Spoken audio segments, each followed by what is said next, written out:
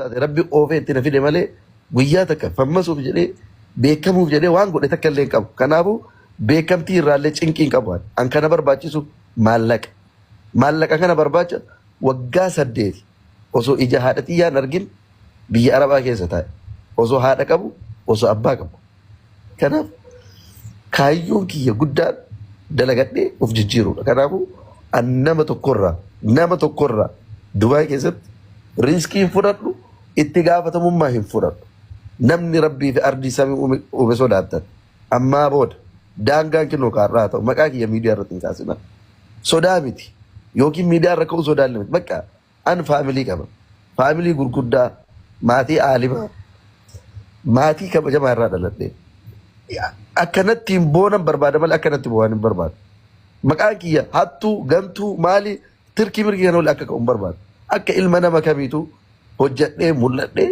ofis maatii kiyyas mul'isuu barbaada. So please bakka ajanda makamiinuu kan wal qabatu ana nadhiisaa haadha faatee akka waliif fideen anatu xumura haadha faatee waliin ammoo bakka kanatti waan naan jette waan na goote waan si godhe afoo inaa lillaahi rabbiif jecha sii dhiiseera waan siin jedhe illoo jiraate naa dhiisi asif fixadhee bu'uu barbaada.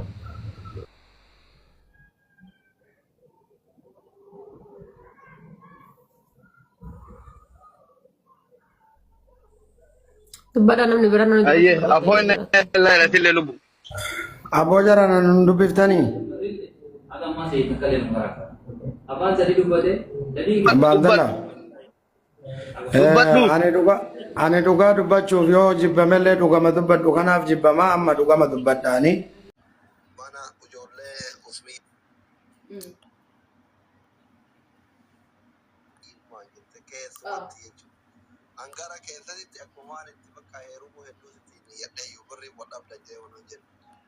Amma jecha waan duraan jedhaa turte kanallee dalagaa caalaa akkaataa natti itti yaa'ii qorataa turte iyyuu garaa nama nyaataa addi sagal gure kurneeffachuun dadhabu silaa amma eega waraanni walitti seenee atillee gubata karaa keetii buqqifatte ummanni taaptaa fooloosii goree fi koppiliinkii fi viidiyoosii hojjetellee dhugaadha waan ati birrii nyaatte seeyaa sanitti silaa ummata si gargaare nanomaan arganne jechee ibsulleen bareeduma ta'ee garummootu wallaayaatiif maammannu wallobsan jire hiyyaanne jedhan ammatti nabii keenya dubbiin teessammaami oftii jennaan takkutte dhiibne tan uftuuf yaana yani waan kutte qilleensuma kuteeni amma atillee dhiiftee tumaani birrillee yoo sii galche illee sii galcheni yoo dhiiftee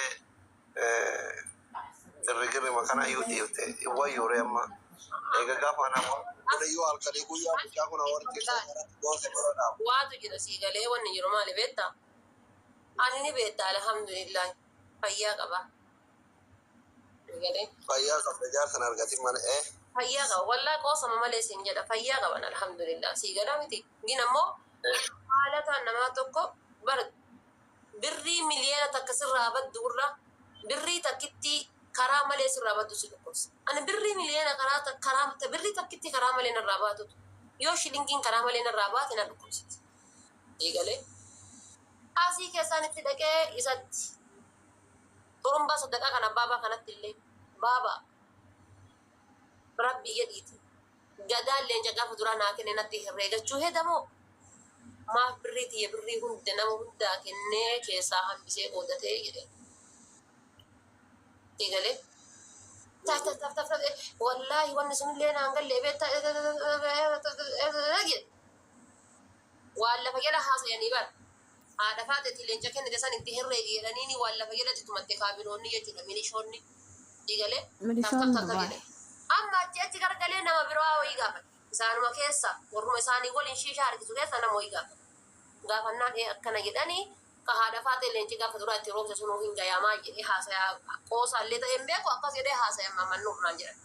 Okay illee qabadhee keessaan dhaqee niitii isaa gaafate akkana jedhaa waan kana leenca gaafa duraa na herreeguu barbaadaa jedhee. Laasaa sappoortiif sii kenne abbaan baay'uu kenna maal taate rabbeedhe sappoortiif sii kenne wanni akkasii hin jiru kun gammachuu fuudheen gadda akkasumatti kenne wanni akkasii hin jiru wallaahi sappoortiidhaaf malee waan hin kan jire nurraa hin baatin nama harkisee fe'ee nyaatu nun godhini naan jedhe. Okay jedhee isa gaafadhe wallaahi billahi sanii miti naan jedhee rakkina torkaana qaba ammalee. Hayya yoom si eeggadhare. Naa eeggadhu gaafa duraa bulii 28 naan jedhu. Bulii 28 naan jedhu. Achii ka'ee 30tti naa qabe. 30 san kaleessa itti barreessee guyyaa lama dabarsee itti barreessee maal jettaree guyyaan ga'e ka gaafa dura sirraa fagoo fakkaate sun hin jedheen. Jedheen jennaan maan naan jedha miseejiyyuun dubbatu inni. Kaleessa dhufee intaloo naan jedha. Intaloo deemeetiin beera warra rajjichiifte saniin intaloo haa jedhu. Intaloo naan jedha dhufe. Sii galee laala kabajaa hanjee tokko isa eeggadhe jechuudha.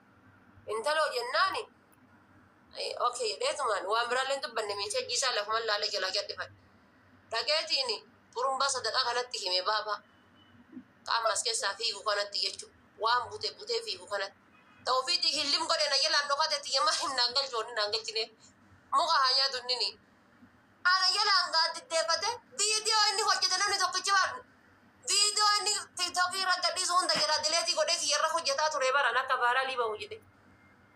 Viidiyoo inni gadhiise jala dhufanii hattuu jedhanii barreessa. Namni viidiyoo kanaa iyyuu ilaalee fooloo nu godhu hin jiru de viidiyoo isaa jalaa dileet godhaa viidiyoo isaa jalaa hidhaa. Kiyyarratti hojjetaa. Makaraa meeqaa fooloo san bar 150 ga'eera. Makaraa meeqaa 150 ga'e fooloo san. Ka isaa jalaa hidhaa. Yoo dhufanii barreessan kun hattuu inuma bootti ijoollee kun beeritu dhufa. Amma deemtuure ati akkam goonaree amma furmaanni maal jetta lubbuu? Kanaafi birri isaanillee hin barbaadu hallayyaanaa seenan nasriinillee birri tanaaf jedhee gonnummaan anan siigal jedhee booyuuf illee hin jiru jedhe. Bar nasrii tuna tuqee bar. Takkaaf takka. Nasrii irra deemte ati maa dallanee haasaya booyaa ture bar. Takkaaf takka taatii naan jedhe siigalee. Takkaaf takka taatii naan jedhe. Maa yoo sanillee leenci gaafa duraatitti gadi roobse sun huyyuu hoo maali jennaan faarsee bulaa warra hattootaa jedheen nasriidha. Faarsee bulaa hattuu jedheen. Okay. Bakka amma dhiise eega birrillee barbaanne haasaya isaanillee haarra barlee reeshinii warra Dubaay wajjin qabdu dhiise kun.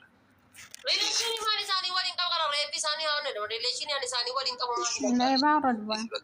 Yoo si galchanii ati yaa kana birri isaan kana dama kana booda deemeetiin isaan gaafadhaan maal isaan kana booda isaanii waa jechuun maali maalitti godhadha rabbi jedhaati kana sassaata reeffa isaaniitiin biyya haa galchanii. Amma miira keessa seettaree dhiisuun hedduuti.